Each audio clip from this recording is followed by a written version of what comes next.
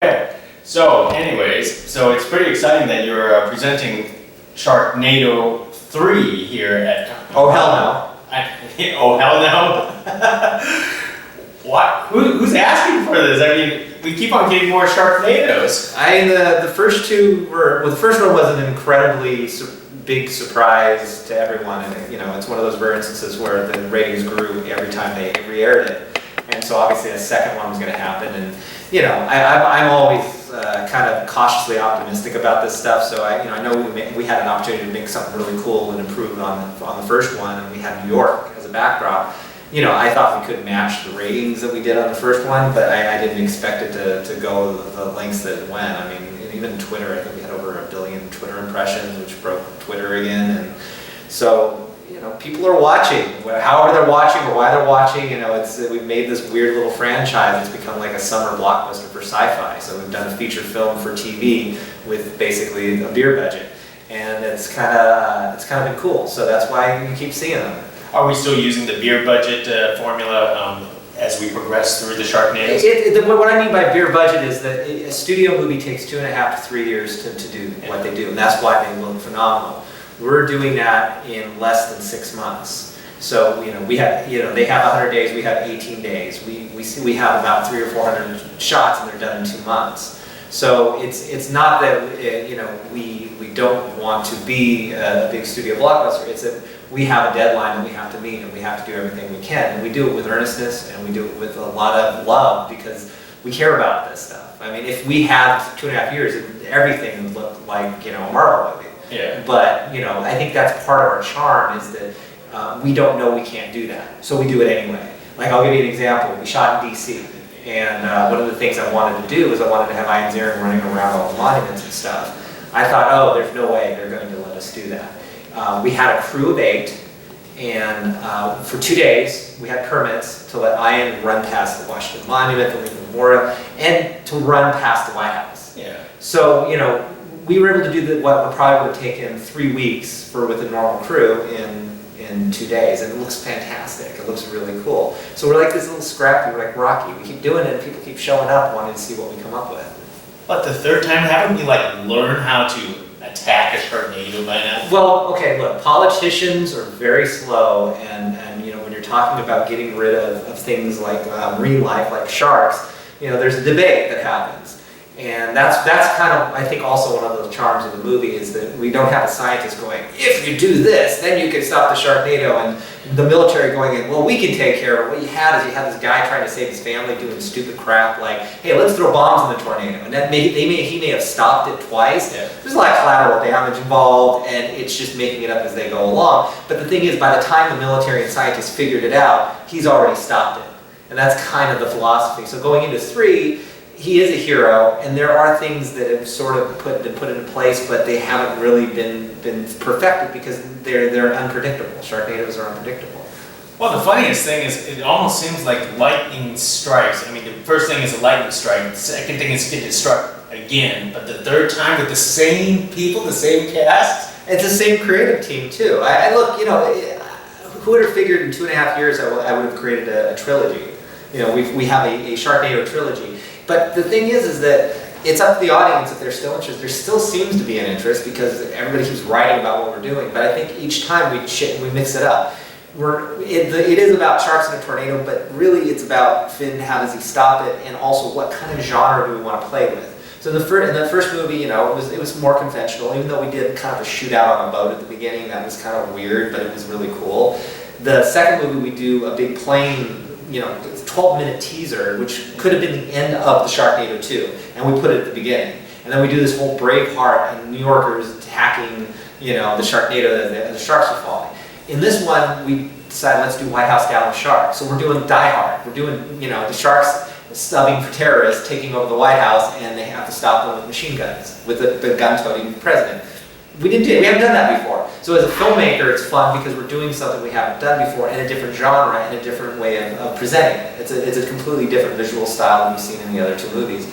We also destroy Universal Orlando, which there's a whole theme park thing. So we've crammed literally 4 movies into Sharknado 3. So and they're all unique little things. There's a road trip, and then there's something in the last half which I can't reveal that's like, oh wow, I can't believe they went there. And we do again with earnestness. We actually got access to some stuff that really gave us legitimacy in what we did.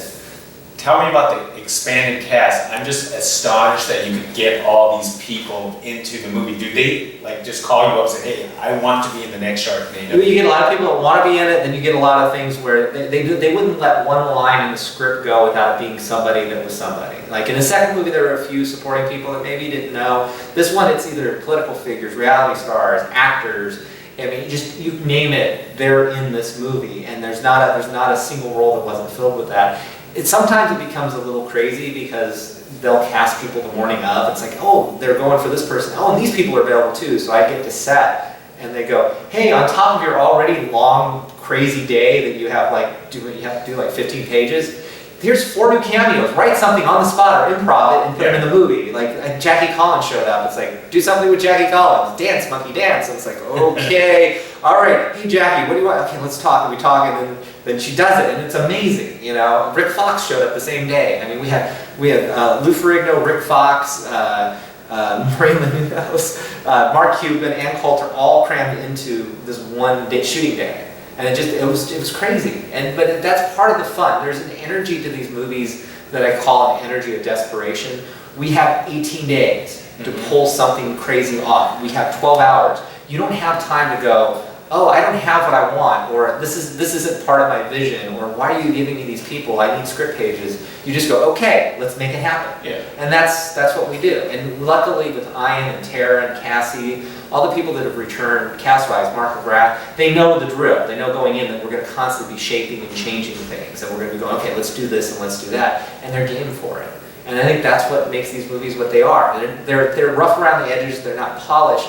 And I think the audience accepts that because they just want to have fun. We're not pretending that we have the money to do it, but we want you to think that we have it, or something like that. I mean, so with the third one, you don't have to make it like the formula bigger and better. yes, you do. Yeah. Of course you do. You know you can't like everybody. I heard the word from a lot of different people like you over delivered on number 2. How are you going to top 2 now? I mean, I like over-delivered is a bad word or something. Yeah. It's like, you know, fans and stuff. It's like, well, yeah, okay, we over-delivered. That's a compliment to me. So you have this obligation to how can we make it bigger and better? And that's it. That's opening it up and going, what other things can we do that could make it interesting for the audience? And also, again, if we're just doing the same movie over and over again, it would be boring for us. Yeah. So as a filmmaker, why would I want to do? Okay, here it goes. No, it's like, oh, hey, this whole action thing. I was so excited when we got to do the White House sequence because it was a chance to do Die Hard. Yeah. You know, and it was crazy. Having Mark Cuban with a machine gun, come on. So, from what it sounds like, you are totally open to Sharknado 4 because it doesn't sound like you're bored with this project. You know, if the audience wants it and everybody comes back and we got a good story, it's continually, every one of the movies is what story do we have and what can we do? And as long as we can keep coming up with it. I wrote the Archie versus Sharknado comic, and it actually takes place in the same time frame as 3, and it was kind of a fun side project. It was like doing a mini Sharknado movie because, you know, we were kind of incorporating the idea of the East Coast being taken over, and Riverdale's technically on the East Coast.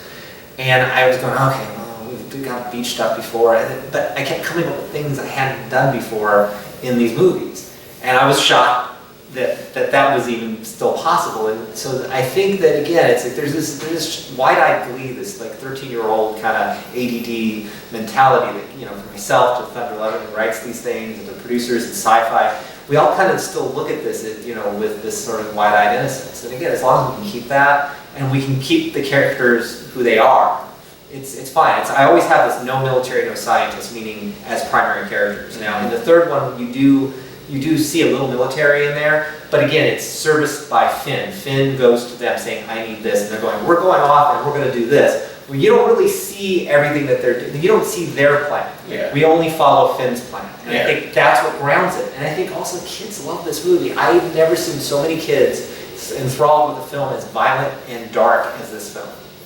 It's bloody. Yeah. And my daughter was, I think, 11 when the first one came out, or 10, 10 11. One of those. It was 2-3 years ago. Okay, so she was 10. And and this was the first movie that I made that she can see. And she really liked it, and then we start finding out all these other people. Like I've been emailed by some parents and saying their autistic kid, like Sharknado opened up their world for whatever reason. You know, I'll take everybody hating the movie for that one kid that we affected because there was something silly about it that meant something to him. Because, you know, it's paying it forward. Yeah. You know, so like everybody can hate it. This meant something. And I was 11 years old wanting to make films, and I love movies. And so to me, this is pay it forward. Terrific. Well, let me start wrapping it up. I know you have a busy schedule with the presentation.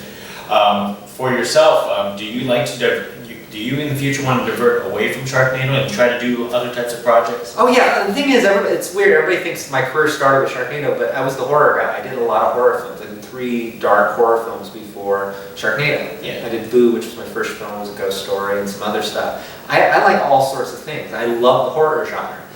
The cool thing about Sharknado is that it's actually opened up other doors that I would never have had. I also love comedy, and I like action, I like visual, I like all these different things, but no one would have thought of me in that until Sharknado. I did a commercial that was very VFX heavy. I did a dance commercial for an energy drink. Yeah. Did this viral short with Jamie Kennedy. It was a comedy. So the thing that's cool about it is that so people see me in different ways now, and that means I can diversify. You know, I'm working on a script right now for a project that's sort of this quirky 500 Days of Summer kind of movie with music as a primary emphasis. Completely different. Completely different, but you know, it's stuff that interests me. I've got a couple hardcore horror scripts that we have interest from.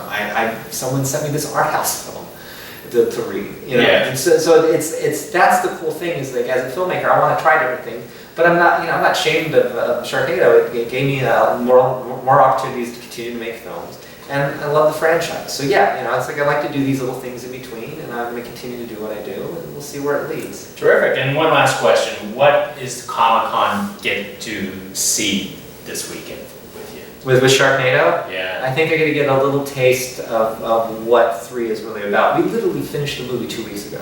We delivered it to SyFy, and again, to put it in perspective, we shot the movie in February. We delivered 2 weeks ago with over 300 visual effects shots. So seeing the full movie like together with all these shots in there, we probably saw it for the first time 2 weeks ago. So it's sometimes you don't know what it is or what it's going to become because there's those X factors. Yeah. And the visual effects guys hit it out of the park, especially with the ending of the movie. It's like you're looking at like almost every other shot was a visual effect. And I'm like, wow, they just did some stuff that you just like this. How did we do it again? Yeah. So I think people are going to get a taste for it, and they got people running around with all the promotion for it. But the cool thing is that, you know, there's so much interest, there's so much things that's happening. For the comic, there's going to be a soundtrack album. We have 2 songs on the soundtrack album. I wrote the theme song with Robbie Rist, Battle of the Sharknado. That's on there. That's in the last 2 movies. And then we wrote a new song. We have Camperman to Beethoven on there. It was one of my favorite bands. We have this great cover of Wave of Mutilation. So Lakeshore Records is releasing that. There's a bobblehead, David Hasselhoff. I mean, there's just so many cool things. It's actually a franchise that actually has cool merchandise on top of being this weird film. People just dig it. Well, you know what? Whatever you do, you're gonna have to continue doing because all I know is my Instagram, my Twitter, my Facebook. Everybody is videotaping those Sharknado girls all over town chanting and dancing on the sidewalk. So, to me, it sounds like Sharknado's going to be a big hit. Thank you so much. And it's Sharknado 3. Oh, hell no! July 22nd on SyFy. Thank you. Thank you so much.